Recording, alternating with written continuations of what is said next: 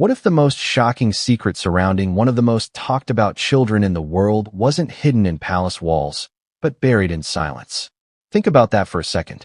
Because according to claims now circulating behind closed doors, a woman has allegedly stepped forward with a story so explosive that it doesn't ask for attention, interviews, or sympathy. It asks for something far more dangerous: custody.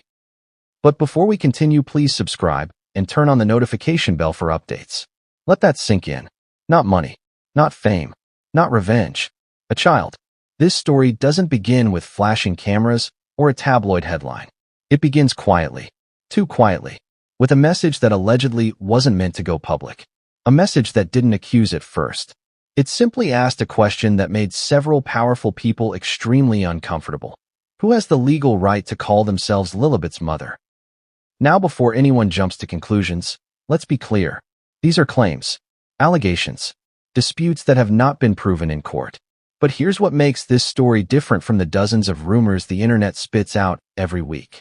This one didn't leak through gossip blogs. It didn't arrive wrapped in clickbait. It surfaced through legal language, intermediaries, and conversations that reportedly made even seasoned insiders pause. Why now?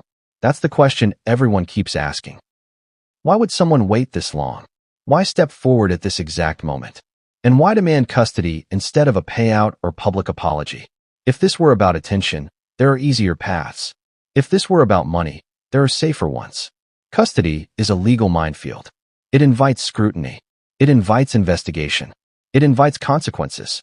So ask yourself this: would someone choose the hardest possible road unless they believed they had something real to stand on?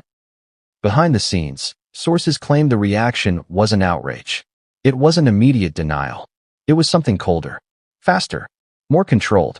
Phone calls, legal consultations, silence. And silence, in stories like this, is never empty. The stakes here aren't just reputational. They're emotional. A child sits at the center of competing narratives. One polished, public, and carefully managed. The other raw, unsettling, and allegedly backed by details that have never been shared publicly. Details we won't reveal yet. Because the most important thing to understand is this: stories about power usually collapse under noise. Stories about truth collapse under time. But stories about children? They explode when control slips. And according to multiple claims, control may already be slipping. The woman at the center of this controversy allegedly didn't start with accusations. She started with documentation. And when those documents were allegedly reviewed, the tone of the conversation changed overnight. What happened next wasn't supposed to leave private rooms. But it did. And the moment custody entered the conversation, everything changed. Because the next move wasn't a denial. It was a strategy. And that strategy would set off a chain reaction no one was prepared for. At first, no one took her seriously. That's what makes this part so unsettling. Because when the first messages allegedly surfaced, they weren't explosive. They weren't emotional. They weren't dramatic. They were procedural, calm, almost clinical. The kind of tone you'd expect from someone who had already made peace with the fact that once this door opened, it could never be closed again. According to claims shared privately, the woman did not reach out to the press. She did not leak screenshots. She did not post cryptic messages online. Instead, she allegedly contacted intermediaries. People who understood discretion. People who knew how to move information without noise. And that alone raised eyebrows. Ask yourself this: if someone wanted fame, wouldn't they want attention immediately? Wouldn't they want their face everywhere, their story everywhere, their name everywhere? But this woman allegedly did the opposite. She stayed hidden. Sources claim her initial communication wasn't an accusation. It was a statement of intent. A declaration that she existed, that she had been silent for a long time. And that silence, according to her, was not voluntary. That's where the tension begins. Because silence can mean many things: fear, agreements, pressure, or protection. And depending on which version you believe, the entire story shifts. What reportedly startled those who received the message wasn't the claim itself. It was how specific it was. Dates, locations, timelines that didn't rely on memory, but on records.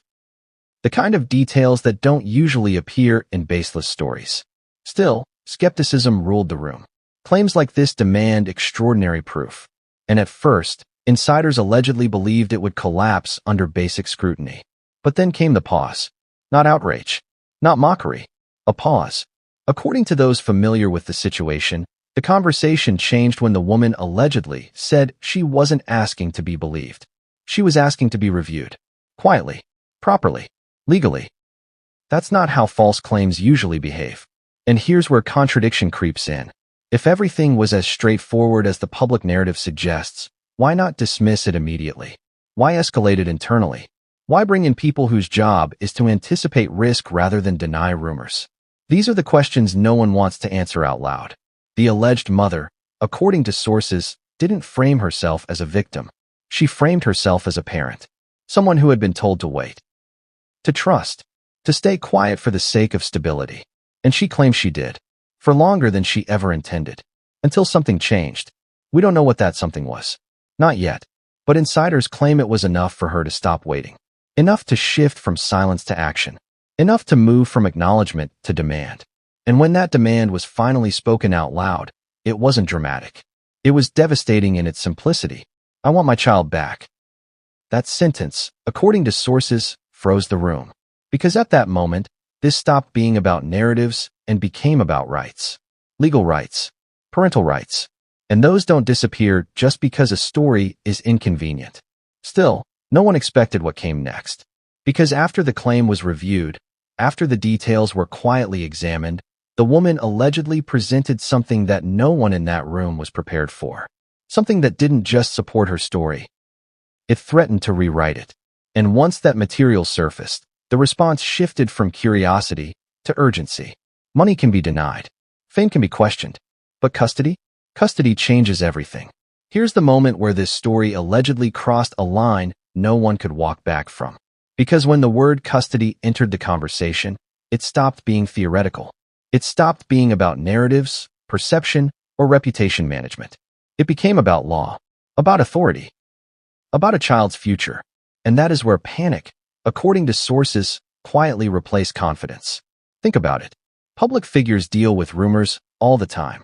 They dismiss them, ignore them, let them burn out. But custody claims don't burn out. They escalate. They trigger reviews, filings, and obligations that can't be smoothed over with statements or silence. According to those familiar with the situation, the woman claiming to be Lilibet's biological mother allegedly made one thing very clear. She was not seeking compensation. She wasn't negotiating access. She wasn't asking for recognition. She was asserting parental rights. That distinction matters more than people realize. Because once custody is on the table, motives get examined under a microscope. Courts don't care about public image. They care about timelines, consent, agreements, and documentation. And anyone making a false claim at this level risks catastrophic legal consequences. So here's the question you should be asking yourself.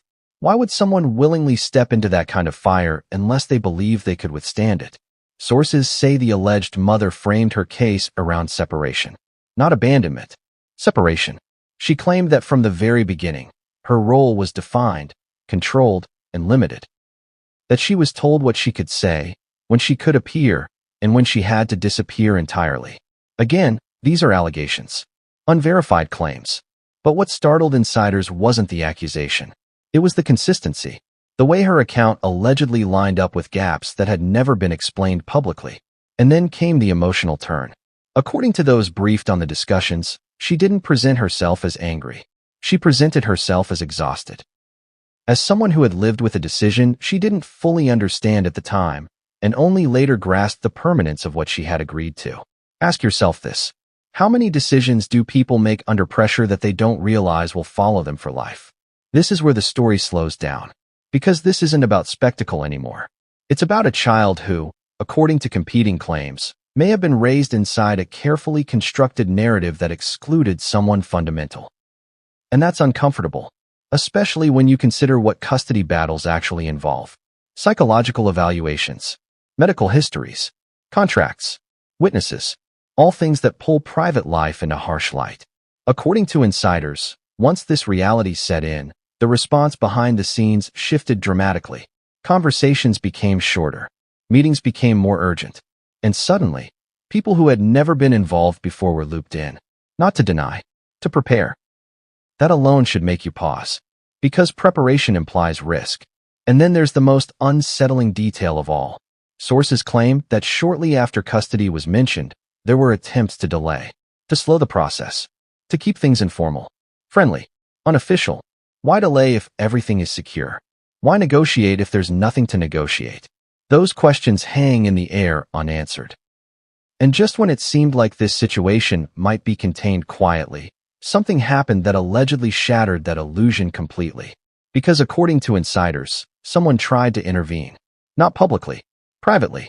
And that intervention may have been the single biggest mistake in this entire story. Public smiles. Private alarms. That's how one source allegedly described the days that followed. Because while nothing appeared to change on the outside, behind closed doors the atmosphere reportedly shifted from control to concern. Not outrage. Not dismissal. Concern. The kind that forces people to stop assuming they're untouchable and start asking who else might be watching. According to claims shared by insiders, the moment word spread that someone had attempted to intervene privately, everything tightened. Conversations that were once open became guarded. People began choosing words carefully. Emails shortened. Calls stopped being casual. And here's where the contradiction becomes impossible to ignore. If the claim had no weight, why interfere at all? Why not let it fail on its own? Sources allege that the intervention wasn't aggressive. It wasn't threatening. It was framed as helpful, reasonable, a suggestion to pause, to reconsider, to keep things within the family, so to speak. But pressure doesn't have to be loud to be effective. The alleged mother, according to those familiar with her account, didn't react the way anyone expected. She didn't back down. She didn't escalate publicly. She didn't panic. She documented. That detail matters. Because documentation changes power dynamics. It turns conversations into records. It transforms private persuasion into potential evidence.